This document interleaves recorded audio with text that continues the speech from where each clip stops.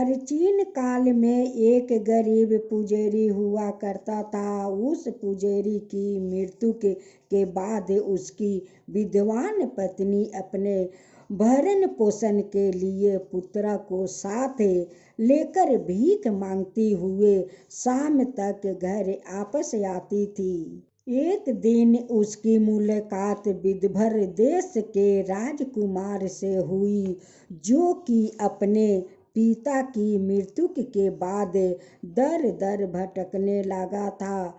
उसकी यह हालत पुजारी की पत्नी से देखी नहीं गई। वह उस राजकुमार को अपने साथ अपने घर ले आई और पुत्र जैसे रखने लगी।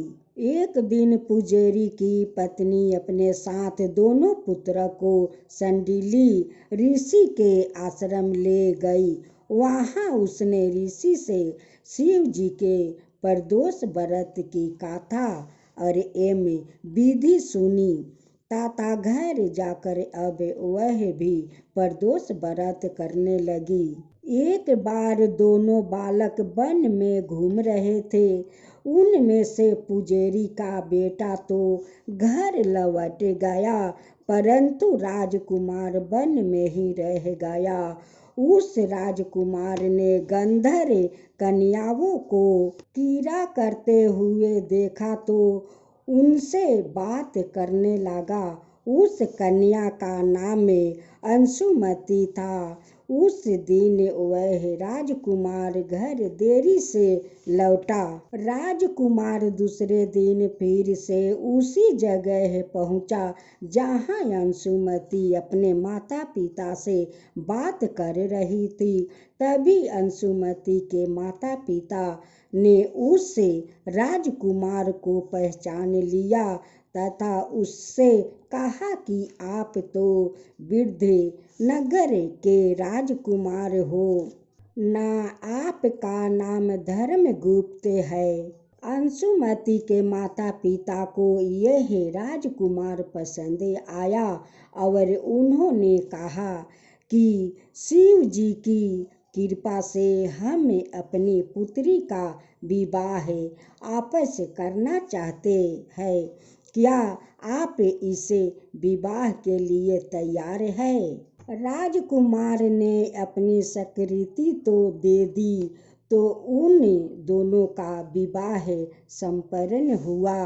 बाद में राजकुमार ने गंधर्व की विशाल सेना के साथ विदर्भ पर हमला किया और घमासान युद्ध कर विजय प्राप्त किया तथा पत्नी के साथ राज्य करने लगा। वहाँ उस महल में वह पुजारी की पत्नी और पुत्र को आदर के साथ ले आया तथा साथ रखने लगा।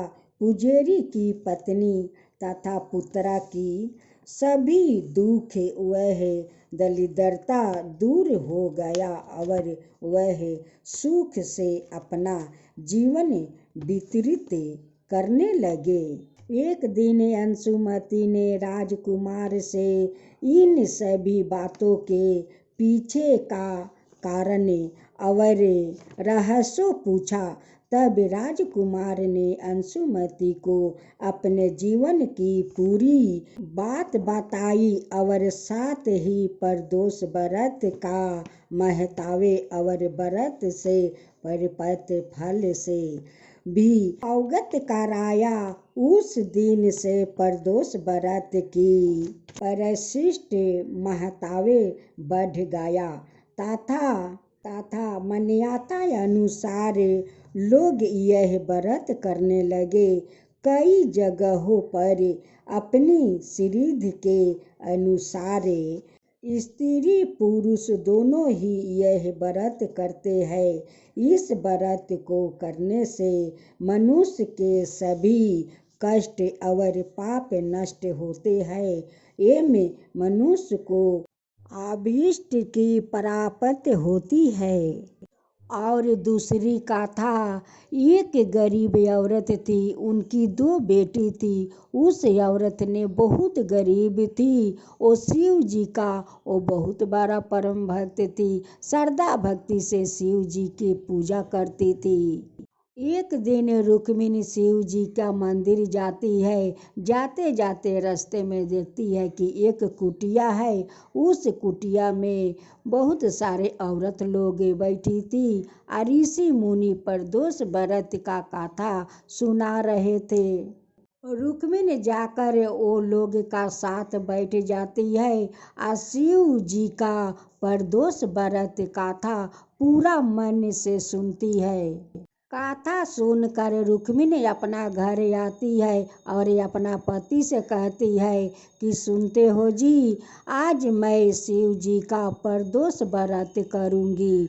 उनके पति कहते हैं कि करना है तो करो, जाओ, हम कहाँ तुम्हें मना कर रहे हैं कि तुम प्रदोष व्रत मत करो। प्रदोष व्रत करना तो बहुत अच्छा की बात है, तुम प्रदोष व्रत जरूर करो, मैं तुम्हारा साथ दूंगा। रुक्मिणी उस दिन सारा रात उपास रह गई। घर में पारण करने के लिए कुछ नहीं था। उनकी पति बाहर काम का तलाश में गया, कुछ पैसा कमा कर ले आया और खर्चा किया। खर्चा करके उनकी पत्नी भोजन बनाई और भोजन बनाकर वो पारण की।